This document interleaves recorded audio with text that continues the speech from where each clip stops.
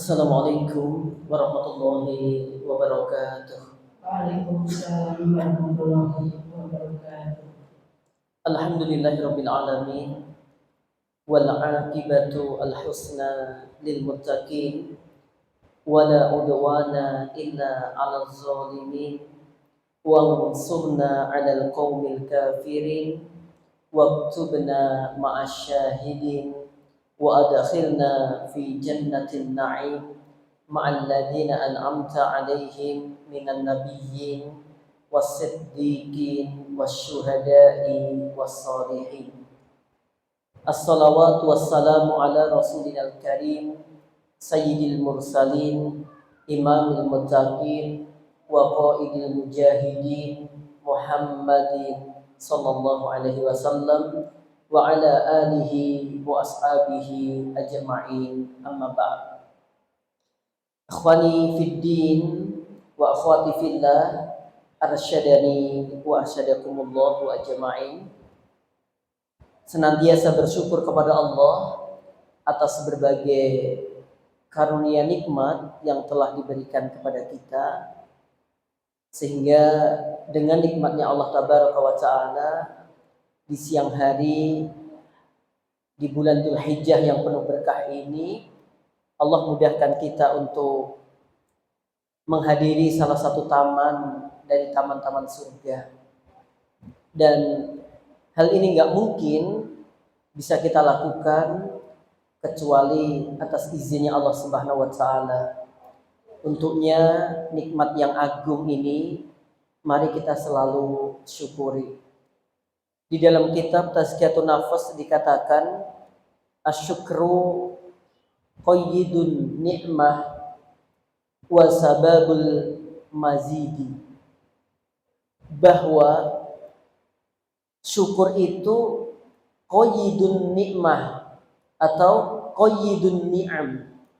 Bahwa syukur adalah pengikat kenikmatan. Nikmat itu jika kita berharap baqo abadi dalam diri kita, kata ulama kuncinya adalah syukruhu, mensyukurinya. Yang kedua, dengan syukur itu sendiri sababul mazid, menjadi sebab bertambahnya kenikmatan.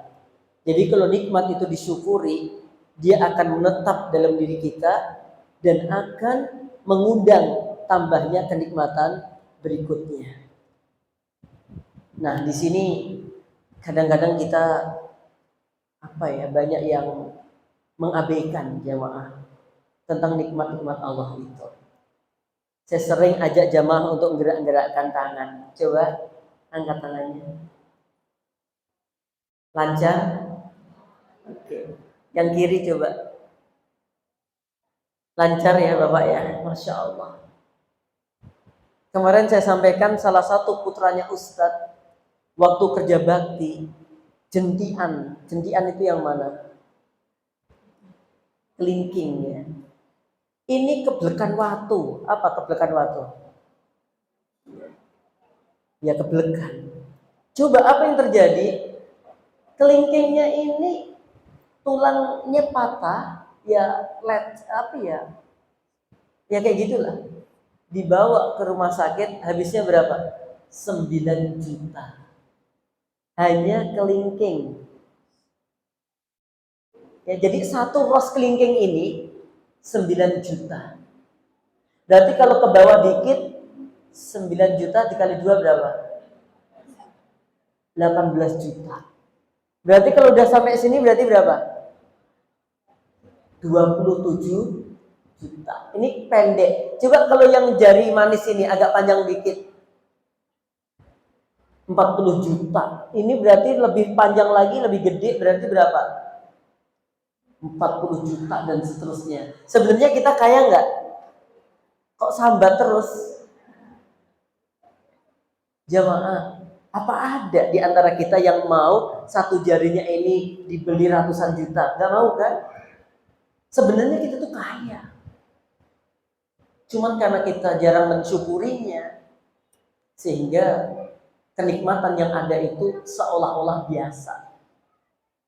Maka dalam bab syukur ini Allah perintahkan kepada kita selain mensyukurinya, amarona bidzikrihi atau bidzikriha. Kalau ni'am berarti bidzikriha. Selain ada syukur dalam hati jamaah, kita juga diperintahkan untuk selalu menyebut-nyebut nikmat Allah itu. Contohnya dalam zikir pagi dan sore. Ya. Allahumma afini fi badani, Allahumma afini fi sam'i, Allahumma afini fi basari, la ilaha illa anta. Kita bersyukur kepada Allah, memohon kepada dan menyebut bagian-bagian dari organ tubuh kita. Itu penting banget. Alhamdulillah Allah telah mengkaruniakan kami kedua mata sehingga bisa melihat kehidupan dunia ini dengan baik. Alhamdulillah Allah telah memberikan kepada kami kenikmatan sehingga kami bisa untuk berjalan dengan kedua kaki ini. Baca berita ada orang yang beratnya 300 kilogram ya. Nah, ibu-ibu ini tak terawang rata-rata 43.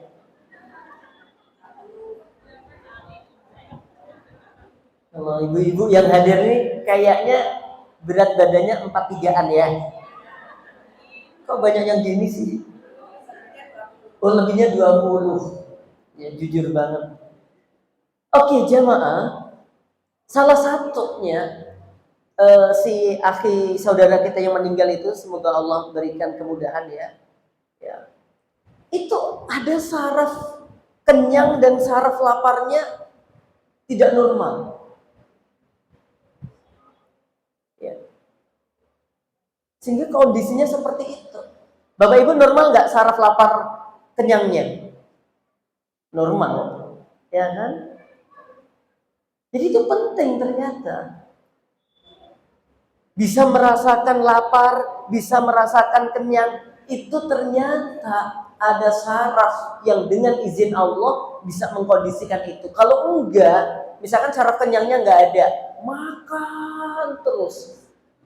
Jenengan cek tuh saraf kenyangnya ada enggak jenengan? Ibu-ibu bisa merasakan kenyang? Berarti saraf kenyangnya normal. Lapar, sering banget saya gitu. Teman-temannya berbahagia, insya Allah dimuliakan oleh Allah Tabaraka wa Ta'ala. Maka ayo deh kita syukuri. Dan dalam syukur itu dikatakan kenapa disuruh menyebutnya? Supaya kita ngerti. Oh, ada sendi-sendi, oh ada penglihatan, oh ada perasaan. Itu penting. Maka kemudian muncul wa amma bi ni'mati rabbika fahaddits. Adapun nikmat dari Rabbmu, sampaikan kepada siapapun, sampaikan jamaah, nggak apa-apa. Yang penting bukan dalam rangka sombong dan pamer. Itu. Misalkan jenengan punya baju bagus nih, pakai. Allah suka banget kalau seorang hamba mendapatkan nikmat dari Allah dan nikmat itu dimunculkan. Itu Allah suka. Jadi nggak usah ngenes-ngenes dibuat ngelongso. Jenengan bisa pakaian bagus kok, kenapa sih dipakai yang compang-camping? Allah tuh suka kalau hambanya dikaruniai nikmat, kemudian nikmatnya itu dinampakkan. Itu Allah suka banget. Selama tadi bukan dalam rangka sombong ataupun pamer. Ibu-ibu punya nggak gelang? Sak rewenteng. Aduh diketok-ketok nih arep mangane dadak. Pada suatu hari kok tangannya ke atas ngopo jemaah? Supaya apa?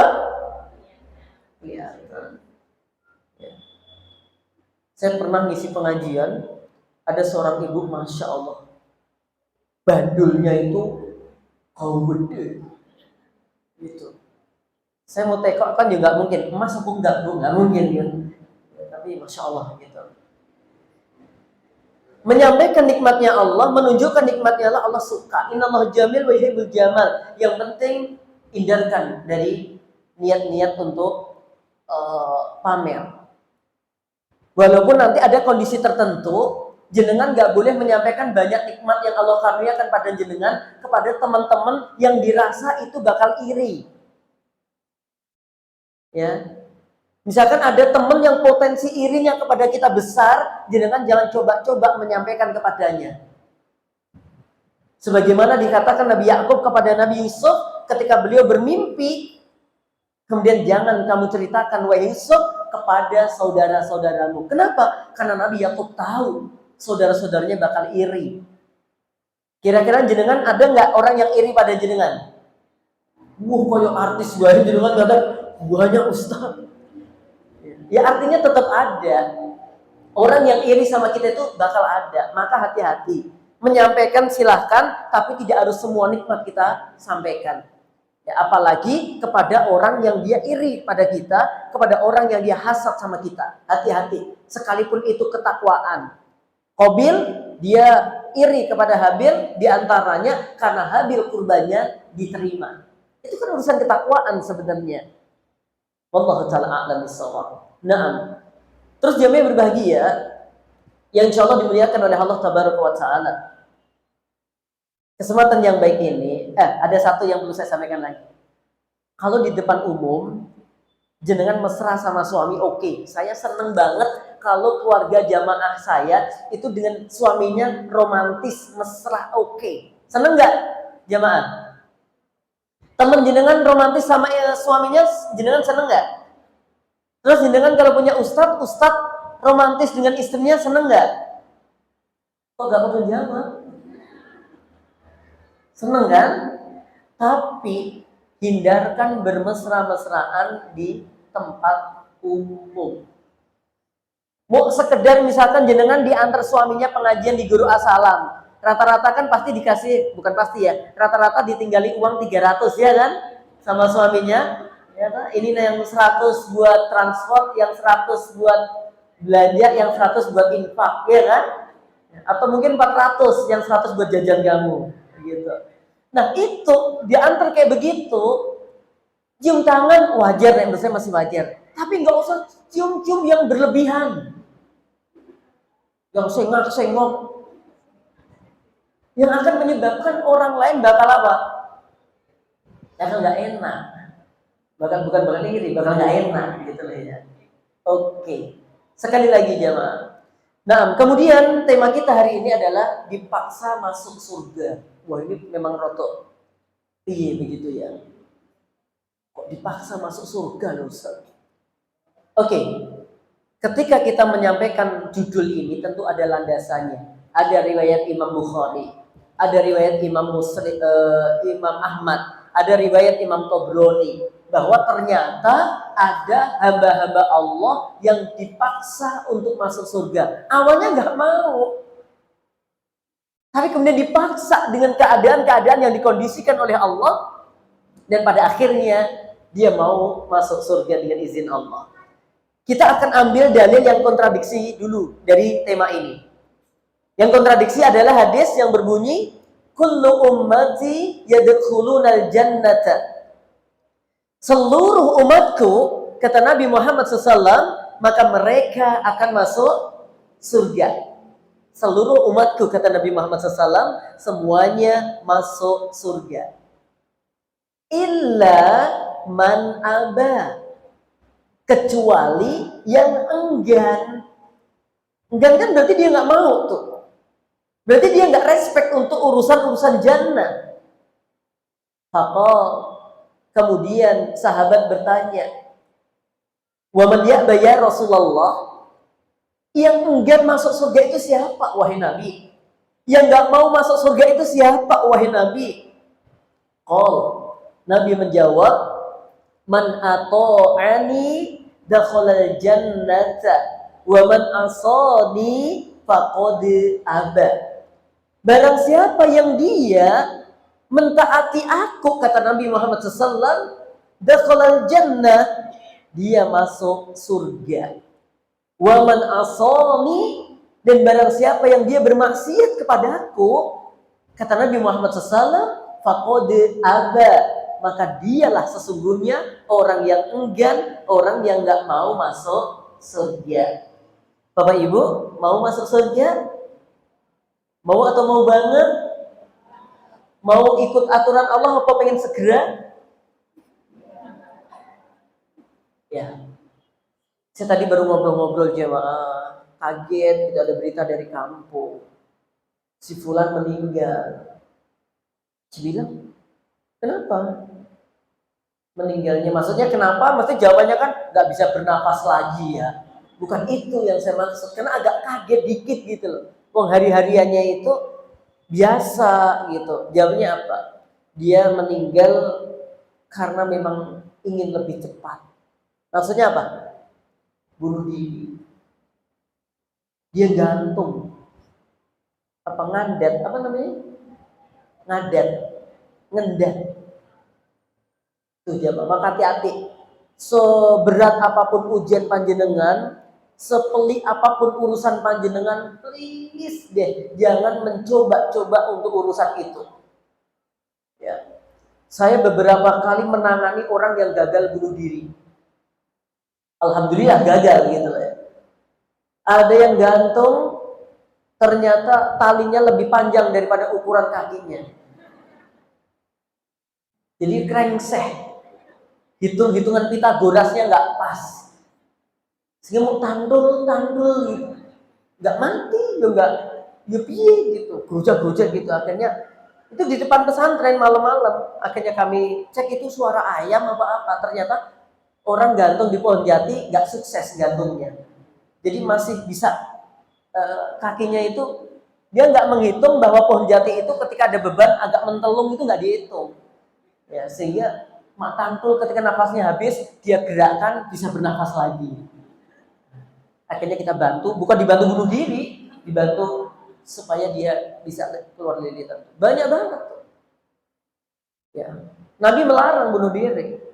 Ya. Ini perkara berat. Ya. Apa nih udah bunuh diri itu terus urusan selesai? Itu baru awal keburukan urusan sebenarnya. Oke, jamaah yang berbahagia. Ya. Kemudian ini barusan adalah hadis yang kontradiksi dengan tema kita seolah-olah, ya. Seolah-olah kontradiksi. Ya memang bahwa ditegaskan oleh Nabi Muhammad SAW, semua umatku masuk surga selama dia taat kepada Allah dan Rasulnya. Wa ma'atakumu rasulu fakhudhu, dan setiap apa yang datang kepadamu dari Rasulmu ambil dia. Wa manahakum anhu fantahu, dan setiap apa yang dilarang oleh nabimu tinggalkan. Emang prinsipnya masuk surga begitu. Taat dan patuh kepada Allah dan Rasulnya, dan meninggalkan segala apa yang dilarang oleh Allah dan Rasulnya. Itu menjadi prinsip ya bagi siapapun yang ingin masuk jannah. Oke. Kemudian jamaah, di sini kita ambil judul yaitu masuk surga dengan dipaksa. Dalam riwayat Imam Tobroni, dalam riwayat Imam Bukhari, dalam riwayat Imam Ahmad dikatakan di sini, ajiballahu min qaumin yadkhulunal jannata fis salasil. Rawahul Bukhari. Allah takjub, Allah ridho. Hadisnya pakai kalimat ajiba ya'jubu. Allah sangat takjub kepada siapa? Kepada seorang hamba yang dia masuk surga dalam keadaan terbelenggu rantai-rantai. Jadi kaki, tangan, dan lehernya itu penuh rantai. Karena dia sebenarnya nggak mau masuk surga, tapi dipaksa sama Allah supaya mau masuk surga. Qala Rasulullah SAW, Nabi bersabda dalam hadis riwayat Imam Ahmad dan Imam Abu Dawud, laqad ajiba Rabbina azza wa jalla min qaumin yuqaduna ilal jannah fis salasil. Hampir sama. Allah Subhanahu wa taala kagum terhadap seorang hamba yang dia diikat lehernya menuju jannah. dengan penuh salasil, rantai-rantai. Dalam hadis riwayat Imam At-Tabrani, Nabi Muhammad SAW tertawa, senyum bahagia ketika ditanya, "Ya Rasulullah, kenapa engkau tertawa? Wahai Rasulullah SAW, kenapa engkau tersenyum-senyum?" Kemudian Nabi Muhammad SAW menjawab, "Karena aku melihat orang-orang yang masuk surga dalam keadaan terbelenggu." Mereka awalnya adalah orang-orang yang gak mau masuk surga, jemaah. Nah, kita akan lihat penjelasan hadis ini bagaimana. Ya, landasan hadisnya jelas ya, bahwa Allah takjub, bahwa Nabi Muhammad SAW tertawa, senyum, ridho ketika diperlihatkan oleh Allah Tabaraka wa Ta'ala, yaitu hamba-hamba Allah yang masuk surga dalam keadaan terbelenggu. Ada yang lehernya, ada yang kaki tangannya, ada rantai-rantainya. Kalau kita lihat penjelasan para ulama, di antaranya Imam Ibnu Hajar Al-Asqalani menjelaskan hadis-hadis ini, di antaranya begini, jemaah. Hadis ini berkaitan dengan orang-orang A'jam. Orang-orang A'jam itu adalah orang-orang non-Arab. Ya, orang-orang yang non-Arab yang mereka di zaman jahiliyah selalu memusuhi Islam. Ketika terjadi peperangan, mereka ditangkap oleh orang-orang Muhajirin. Ya, mereka ditangkap, dia nggak ridho, dia selalu memusuhi Islam. Dia nggak ridho dengan kenabian Nabi Muhammad SAW. Mereka nggak suka ketika Islam itu tersebar dengan baik. Mereka nggak suka ketika syariat itu ditunaikan dengan baik. Mereka nggak suka. Nah, ketika terjadi perperangan atau hal yang lain, orang-orang non-Arab ini, orang-orang Ajam ini ditangkap oleh kaum muslimin, oleh orang-orang Muhajirin khususnya. Dan mereka ditawan. Nah, ketika ditawan itu, mereka sudah nggak ridho, tapi mereka akhirnya melihat bagaimana indahnya Islam. Mereka menyaksikan bagaimana sikap kaum muslimin kepada mereka, sekalipun mereka adalah tawanan, diperlakukan baik, diajarkan padanya Al-Quran, nilai-nilainya, dan pada akhirnya mereka masuk Islam. Satu penjelasan begitu.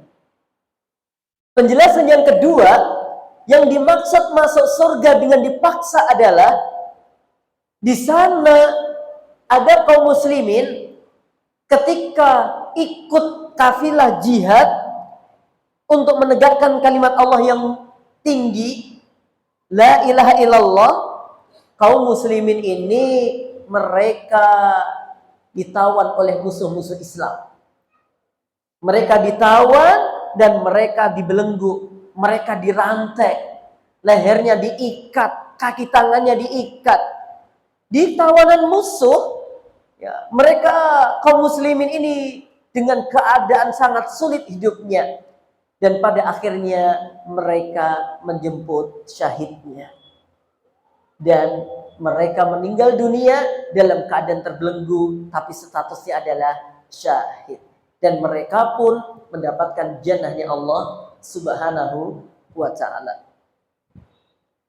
Kemudian dari banyak hadis dan dijelaskan oleh para ulama, secara luas hadis ini tidak hanya berbicara tentang tawanan, baik dari tawanan orang-orang di luar Islam yang akhirnya dia menjadi cinta Islam setelah melihat ajaran Islam. Bukan hanya itu saja. Dan juga bukan hanya hadis ini berkaitan dengan seorang hamba yang dia berjihad fisabilillah, kemudian ditawan oleh musuh, kemudian dia syahid dalam keadaan itu. Bukan hanya itu aja. Tapi dalam kacamata sudut pendidikan, bahwa dalam berislam ini terkadang kita butuh yang namanya dipaksa. Butuh namanya apa? Dipaksa. Ustadz Adian Husaini hafidhahullah ta'ala, yang ahad besok insya Allah ketemu di Pondok Darus Syahadah ya, beliau menyampaikan kepada kita Kalau memang ini adalah kebaikan-kebaikan dari Allah, kemudian dipaksakan kepada masyarakat muslim, saya mendukung, saya suka, saya ridho. Karena kalau kita dibiarkan begitu saja dengan sukarela, kebanyakan kita, mohon maaf, banyak yang luput dari berbagai kebaikan. Maka kalaupun kita tidak memaksa orang lain, setidaknya paksalah diri kita. Jenengan pakai jilbab terpaksa atau rela? Kok nggak ada yang jawab? Rela. Terpaksa atau rela? Oke, nek misalnya podo-podo oleh, ora jilbaban ya oleh, jilbaban ya oleh, kira-kira pakai pilih pakai jilbab. Ya Allah, ibu-ibu MSR tuh Masya Allah ya, bener-bener muslimah Solo Raya banget gitu ya. Oke, sholat boleh, nggak sholat boleh. Kira-kira milih mana ya? Sholat. Ibu-ibu di sini Masya Allah banget. Puasa boleh, nggak puasa bolehnya kira-kira milih mana? Gitu. Ya. Oke. Gibah boleh, nggak gibah boleh, kira-kira milih mana?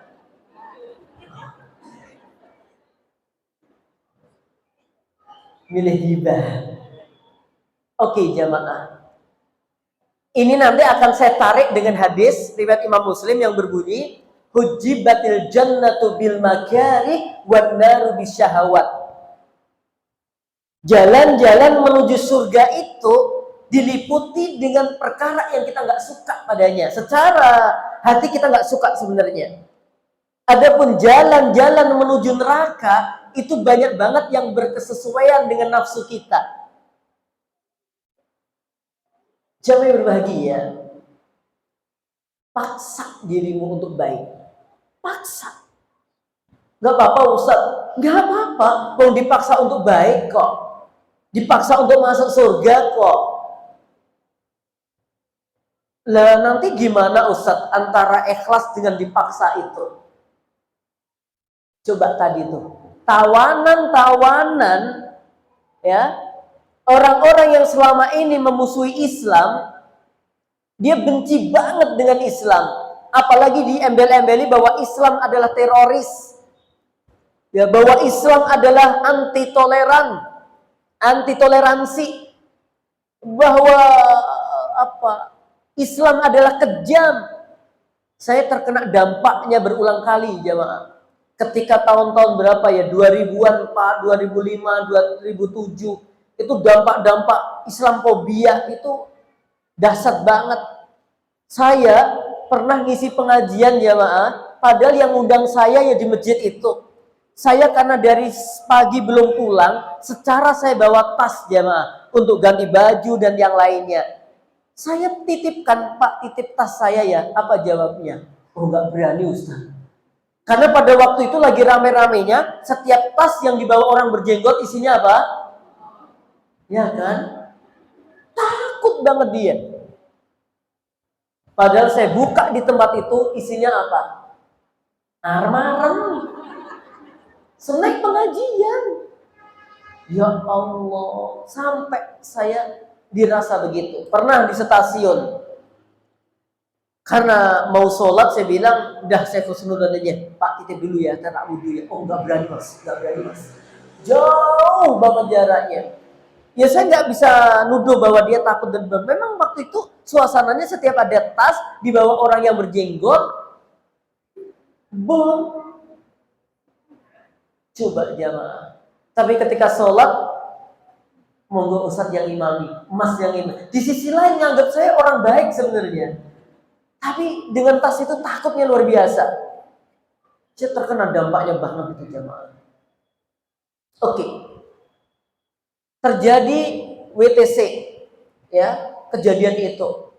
Ternyata Amerika, Eropa, justru banyak orang-orang yang berbondong-bondong mempelajari apa? Islam, dan akhirnya mereka masuk Islam. Mereka yang tadinya memerangi Islam di zaman sahabat juga begitu. Ternyata ketika ditawan, dia tidak disiksa, dia tambah diajak diskusi baik-baik, dikasih makan. Ya, selama ini dikira kalau Islam teroris dan seterusnya, dia berubah. Kenapa? Karena merasakan kedamaian ajaran Islam, merasakan bagaimana nikmatnya Islam. Jenengan dulu, saya yakin juga, bukan yakin deh, prasangka saya dulu jenengan juga males untuk pakai jilbab. Mungkin saja begitu. Kalau mungkin saya pinjam ijazah SMA-nya jenengan, mungkin aja loh ijazahnya SMA jenengan tuh nggak jilbaban. Oh iya, yang jilbaban dia nggak usah datang protes, buat menowo ada. Oh iya dong, ternyata sengingin-ingin luwih akeh. Ya. Satu memang bisa saja pada waktu itu dilarang. Ya kan? Yang kedua, memang kita belum asik untuk melakukannya, juga males mungkin. Tapi setelah mendapatkan petunjuk dari Allah, jilbaban itu ternyata nyaman ya. Ada salah satu teman sekolah saya, dulu teman SD. Mudah-mudahan beliau nggak hadir di sini ya. Kalau hadir, aku nanti bakal di WA. Ya. Semoga nggak hadir di sini. Wongnya aku hafal jadi. Dia teman SD. Mainan nama saya. Mulai berpisah SMP. SMP masih satu SMP. Cuman bedanya saya E, dia D. Kalau nggak salah. Setelah itu beda nasib dan nasab. Ya, nasab dan nasibnya beda. Dia bisa melanjutkan SMA. Saya bisa melanjutkan sunnah Nabi Muhammad SAW. Apa? Amal wedus. Ya, sunnah Nabi kan? Ya, beliau SMA, saya amal wedus. Nah, setelah SMA, beliau ikut casting. Apa? Casting ya? Oh, casting. Tak kira casting. Casting. Dan dia masuk. Apa VTV? Apa ya? Oh, yang kayak gitu-gitu. Jadi kok apal banget toh, Bu? Dia masuk, dan intinya tenarlah di situ. Tabarakar Rahman. Itu banyak diinginkan orang supaya bisa jadi itu, bisa diterima itu. Banyak orang yang ingin, karena yang mengikuti casting ini banyak banget ya, Ma. Tapi apa yang terjadi? Dia ternyata nggak nyaman. Dia nggak nyaman. Sering diganggu orang dan seterusnya. Ketika di kampung diganggu orang. Terus dia mencoba, ketika diskusi dengan saya, dia mencoba untuk pakai jilbab kecil-kecilan dulu. Ternyata lebih aman lagi. Yang selama ini banyak digoda oleh laki-laki, hidungnya blonteng-blonteng. Ya. Ternyata dia bisa lebih nyaman. Dia coba pakai jilbab yang lebih gede lagi, ternyata lebih nyaman lagi. Dan pada akhirnya dia memutuskan untuk bercadar seizin suaminya. Lebih kenyamanan aja sih, saya tidak bahas hukum cadarnya loh ya. Ya, saya kemarin didesak sama ibu-ibu bagaimana hukum cadar gitu. Karena baru ramenya Mbak IR. Udah nggak usah disebutkan jenenge. Wis tak inisial IR loh, jenengan sebut jenenge barang. Ya dong. Rame-ramenya itu jamaah. Gimana Ustaz? Ya akhirnya Ustaz Salim Afila yang langsung menyikapi ketika IR itu membuka ketika ada seorang yang membuka cadar, manusia terbagi menjadi dua. Yang satu menyayangkan kenapa dia lakukan itu, yang kedua menyayanginya. Ada yang menyayangkan dan ada yang menyayanginya. Oke, akhirnya dia nikmat, dan sampai sekarang si teman saya itu alhamdulillah dia merasa nikmat. Artinya dengan pakaian syariat itu nikmat. Nah, kadang-kadang kita perlu dipaksa pengajian dulu. Enggak, Ustaz, pengajian tuh enggak enak bagi saya, cuma nyindir-nyindir aku terus. Ya memang awalnya tersindir, akhirnya dia nyari sandaran, tersindir, nyandar, tersindir, nyandar. Nyandar bukan nyandar tembok ya, nyandar pada Allah gitu. Tapi lama-lama dia, oh iya juga ya. Ternyata nikmat juga. Tahajud perlu jenengan paksakan deh. Jenengan perlu paksa diri jenengan untuk mau tahajud. Nanti kalau jenengan udah bisa ngerasakan bagaimana nikmatnya tahajud, jenengan bakal ketagihan. Gak tahajud terasa nih apa benjut-benjut. Dalam arti gak enak banget gitu loh. Awal mau belajar Al-Quran males. Apalagi kata teman saya, salah dosa loh. Ya dulu ditakut-takuti gitu kan, mau Quran salah dosa, akhirnya gak sinau sisan. Yang dimaksud baca Quran salah dosa adalah ketika dia sadar, nggak ngerti, nggak punya kemampuan, dia paksakan tanpa belajar. Adapun kesalahannya dia dalam kondisi belajar, semua adalah kebaikan. Gerotal and gradulnya semua adalah kebaikan. Tertatih-tatihnya dia adalah kebaikan. Bapak Ibu, pernah naik sepeda motor Bapak Ibu? Sering. Ada yang kesini tadi naik motor? Ya Allah. Walaupun saya tidak terlalu asing dengan wajah-wajah ibu-ibu. Baik di Solo bagian timur, di Solo bagian barat pun ya ada orang-orang itu ternyata. Masya Allah. Menunjukkan, memaksa diri untuk melakukan kebaikan. Oke. Ibu-ibu, teman-teman, kalau ibu-ibu misalkan di jalan-jalan kampung, ibu-ibu pakai helm nggak? Ada yang pakai, ada enggak ya? Oke lah, karena memang di jalan kampung yang begitu. Coba kalau ibu-ibu di jalan Selamat Riyadi, rata-rata pakai nggak? Itu ikhlas atau terpaksa? Hah?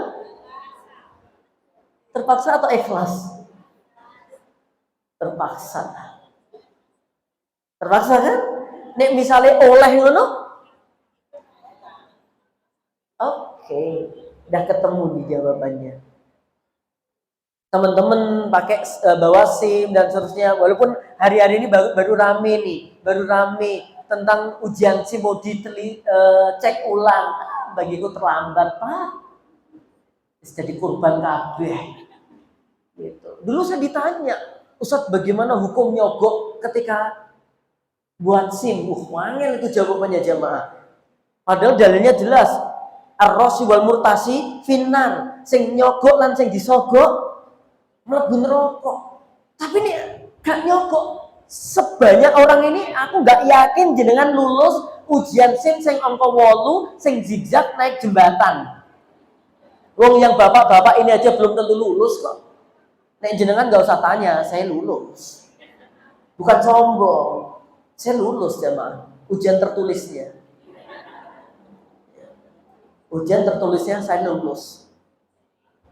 Adapun ujian prakteknya saya nggak mau sombong ya.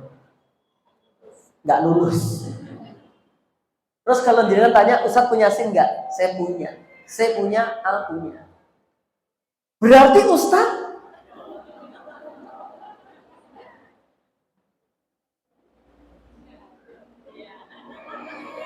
enggak, saya enggak nyogok. Saya enggak nyogok. Saya enggak nyogok. Saya enggak niat itu nyogok. Aku niat beli SIM. Ini angel ini.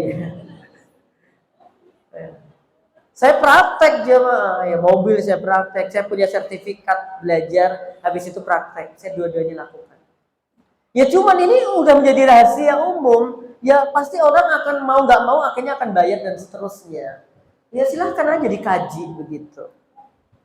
Jamaah yang berbahagia. Nah, rata-rata kita karena terpaksa, itu urusan dunia, urusan dunia. Jenengan memaksakan diri untuk pakai helm saja jadi ikhlas. Ini urusan dunia, jenengan harus mencari SIM dengan zigzag, dengan angka 8, jembatan timbang dan seterusnya. Jenengan lakukan. Ya. Kenapa kemudian untuk akhirat kita tidak memaksakan diri kita? Ibu-ibu ke suaminya sopan nggak? Kok jawabannya kayak enek belas. Suaranya lembut nggak ke suaminya? Belas. Aku tambah silent no, Ustaz.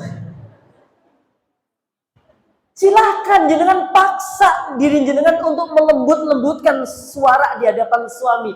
Apa?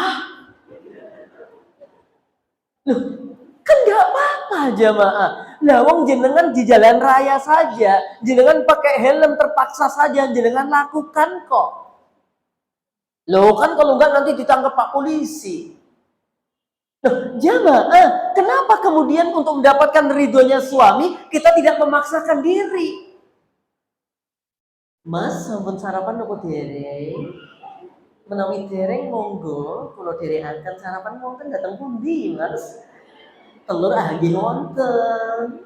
Unjukan jahe anggih wonten. Pundi ingkang dipun kersakaken, Mas?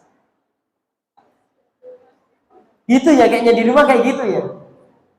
Insya Allah. Mangan karepmu, rasa sakmu. Yang penting tak cepati. Gelem ya wis ora ya wis. Nek ra gelem tak entekke. Ya. Padahal ulama salaf dulu, orang-orang salaf dulu, kalau ada suaminya pulang dalam keadaan cemberut, sang istri sedang muluk, tok ke meneh. Nggak jadi jamaah. Dia tinggalkan makannya, dia langsung datangi suaminya, dia rebut tangannya, diciumlah tangannya, diusaplah wajahnya, seraya berkata, wahai suamiku, apa yang menyebabkan engkau sedih? Jelaskan padaku. Kalau engkau tidak menjelaskan apa yang menyebabkan kamu sedih, 3, hatiku nggak tentram, tidurku nggak nyenyak, makanku nggak nikmat. Kalau engkau pengen aku makan, kalau engkau pengen aku tidur nyenyak, kalau engkau pengen hatiku tenang, please wahai suamiku, terangkan padaku. Gitu. Istri zaman saiki gitu. Bojone nesu segone dinteke. Apa tinggal gini Pak ya? Kata perwakilan bapak-bapak loh. Nek bojone nesu ditinggal bojone gini-gini. Oke. Coba dipaksa diri kita. Paksa untuk berkata yang baik. Man kana yu'minu billahi wal yaumil akhir falyaqul khairan aw liyasmut. Paksakan dirimu untuk berbicara yang baik, kalau enggak diam. Duha, paksakan. Kalau kita masuk masjid kayak begini, kadang-kadang dihadapkan 2 hal. 1, aku kalau mau sholat tahiyatul masjid, nanti takut teriak itu Ustaz. Ya kan? Gak enak tuh dilihatin teman-teman Ustaz.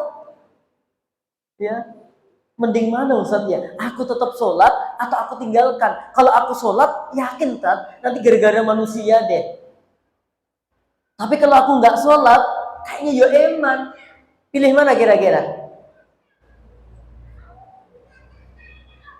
Pilih sholat. Soal ikhlas nggak ikhlas sambil dipelajari, sambil dilatih. Kota infak lewat. Ini nih nggak kayak ikhlas nggak ikhlas. Ada orang masuk nggak ya? Masuk nggak ya? Makanya kemarin saya sampaikan ibu-ibu yang besok ikut sholat Idul Adha, baik yang hari Rebo ataupun Kamis, tolong kantong kanan isi 100.000, kantong kiri isi 2.000. Sholat di lapangan. Ketika ada kota infak lewat, jangan lupa masukkan dari salah satu uang yang ada di kantong tadi. Kanan 100, kiri 2.000. Kira-kira yang masuk mana? Dua-duanya. Sing 2.000 itu tak kon go parkir nanti. Yang 100 dibuat itu. Ternyata ibu-ibu enggak, yang 2.000 yang dimasukkan. Parkirnya berarti 100 yang dia parkir untuk dirinya. Oke, kembali lagi ya, Mak. Paksakan diri kita untuk melakukan berbagai kebaikan. Kalau jenengan masalah ngantuk nggak ngantuk, capek nggak capek, sebagai ibu rumah tangga capek nggak? Capek.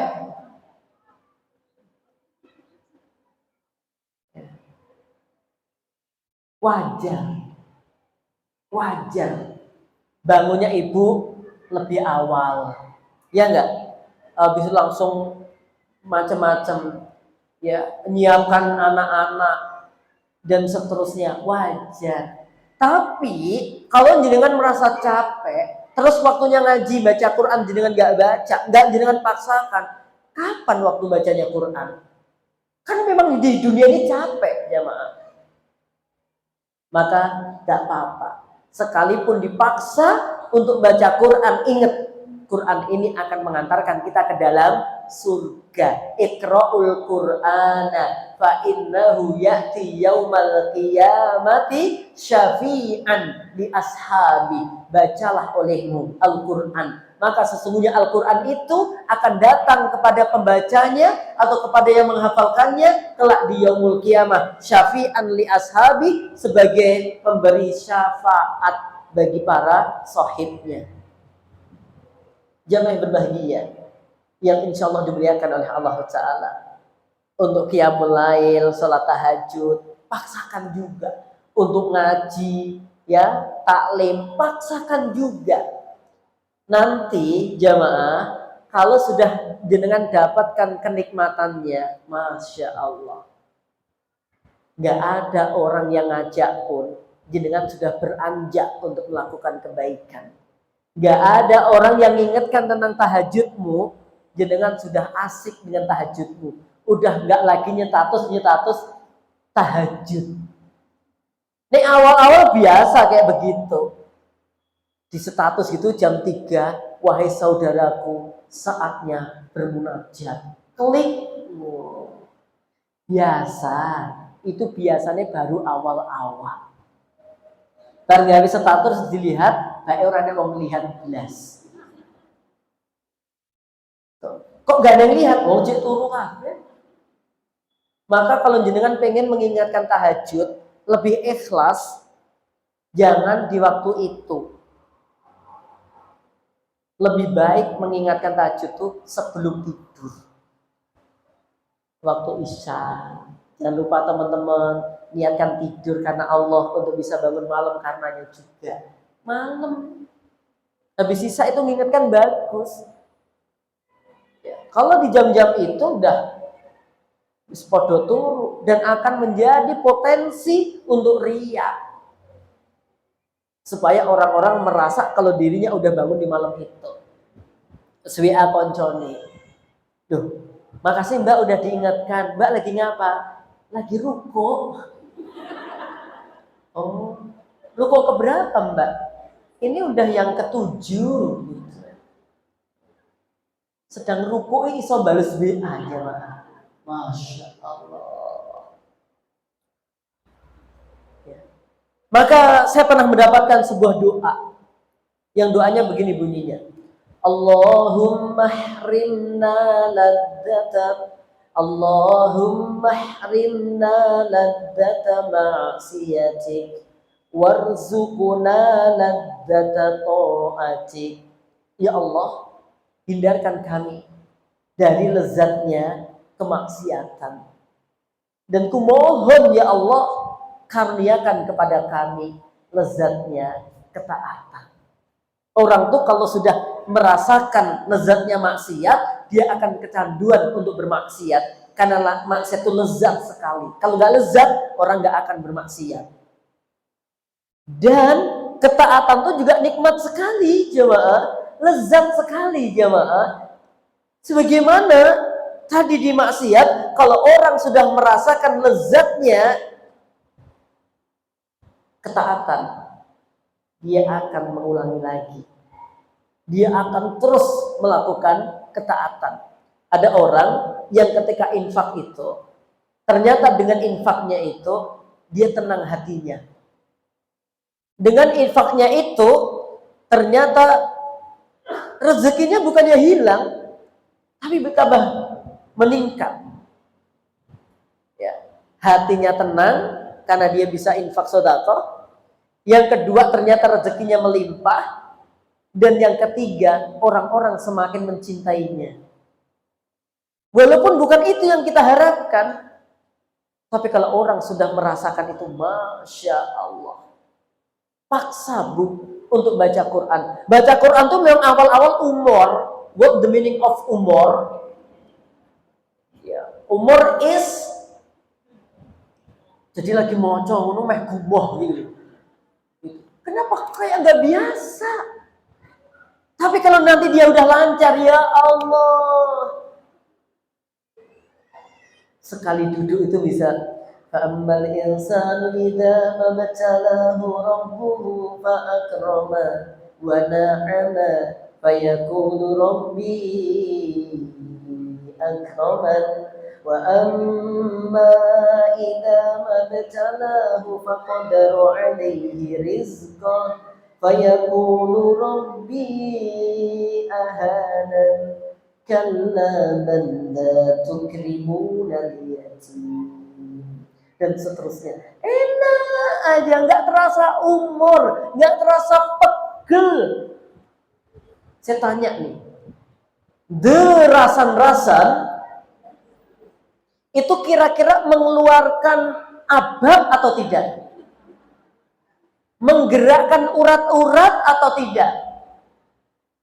Mengeluarkan pikiran atau tidak? Tapi kenapa kok banyak yang asik mulai ibadah subuh sampai menjelang zuhur? Asik dia nggak selesai-selesai jamaah. Tapi kenapa giliran baca Quran baru loh jamaah separuh lembar aja seneng awak rapen aku abe. Ojo enek jinnya itu. Coba itu dilanjutkan lagi, paksakan gitu, kata ulama begitu. Kalau kamu lagi baca Quran terus terasa berat, kamu jangan langsung berhenti, paksakan dulu terus. Nanti lama-lama jenengan akan merasakan bagaimana lezatnya kenikmatan baca Al-Quran itu.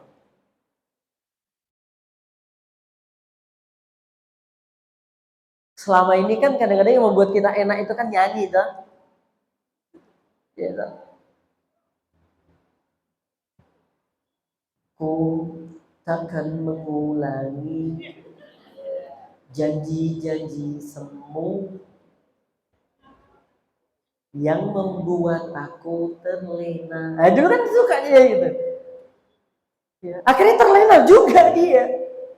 Cukup, kurang, dan seterusnya lah ya. Coba jamaah. Itu membuat apa? Nikmat, iya. Tapi kenikmatan itu akan menggeser lezatnya Al-Quran. Gak akan bertemu tuh. Kenikmatan baca Al-Quran dengan kenikmatan kayak begitu gak bisa ketemu. Pasti ada yang kalah.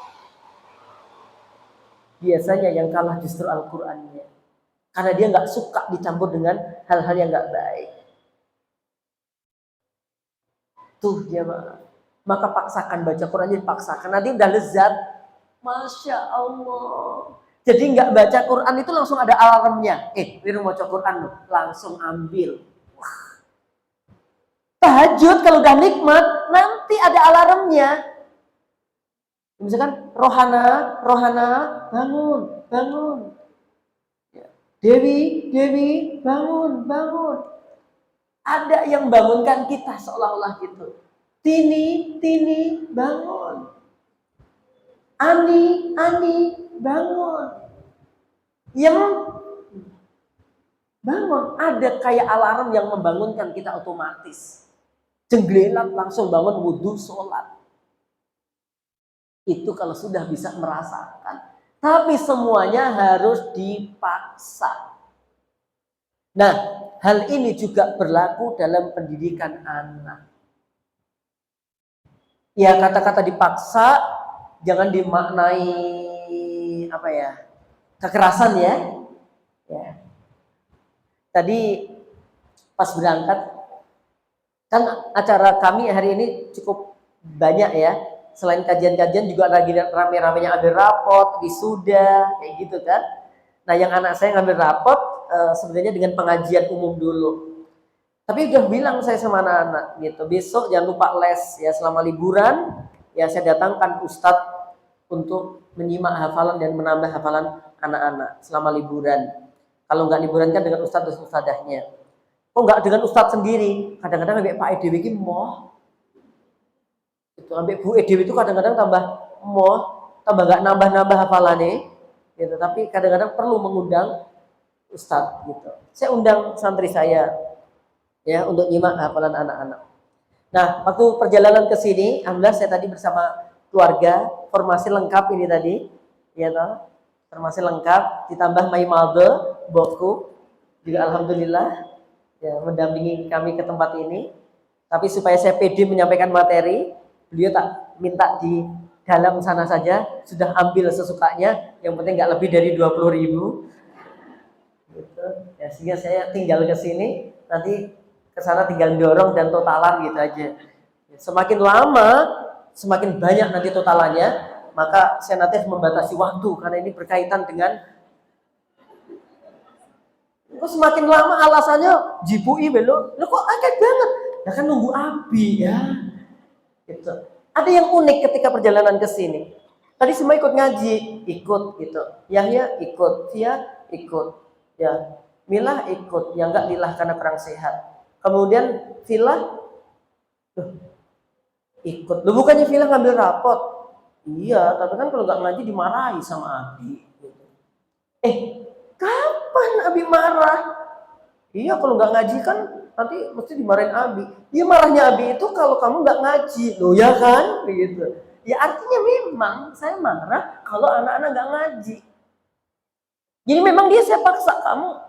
Abi mau keluar, mau pengajian, mau wisuda, teman mas-mas yang kelas 12 gitu. Nanti ustadznya ke sini udah setoran, disiapkan hafalannya.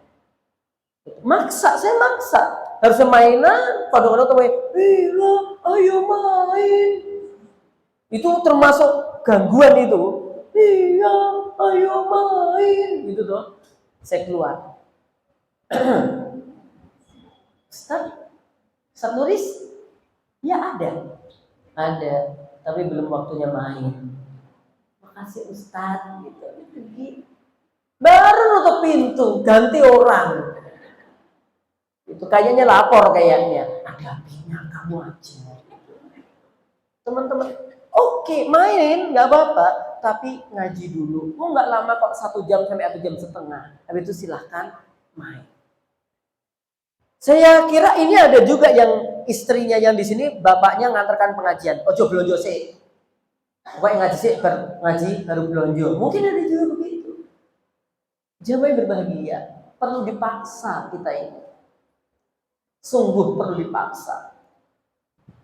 Kalau urusan dunia saja kita dipaksa bisa rela, kenapa urusan akhirat kita tidak bisa rela untuk dipaksa?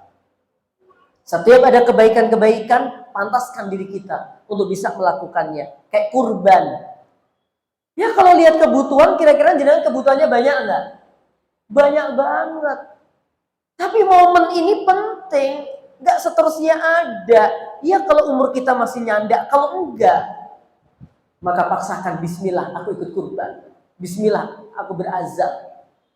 Demikian ya Pak. Sehingga masuk surga dengan dipaksa itu terjadi dan nggak masalah ya, mending dipaksa masuk surga daripada rela masuk neraka. Rela dia melakukan kemaksiatan tapi akhirnya masuk neraka. Wal iyadu billah. Kalau suami jenengan maksa jenengan tak dalam kebaikan, nggak apa-apa, laksanakan. Ida sholatil mar'atu khamsaha wa somat syahroha wa ahsanat farjaha wa ato'at zawjaha udkhulil jannata min ayyi abwabil jannati syi'ti. Jika seorang istri dia jaga sholat 5 waktunya, dia puasa bulan Ramadannya, dia jaga kehormatannya, dia taati suaminya, dikatakan kepadanya malaikat, masuklah kamu ke dalam surga dari pintu mana yang kamu suka. Kadang seorang suami minta, tolong kamu pakai baju yang ini, ikuti aja selama itu adalah kebaikan. Wahai istriku, esok aku minta sarapan yang kayak begini, turuti aja selama itu adalah kebaikan. Gitu. Oke, saya rasa itu saya kembalikan ke panitia untuk tanya jawab.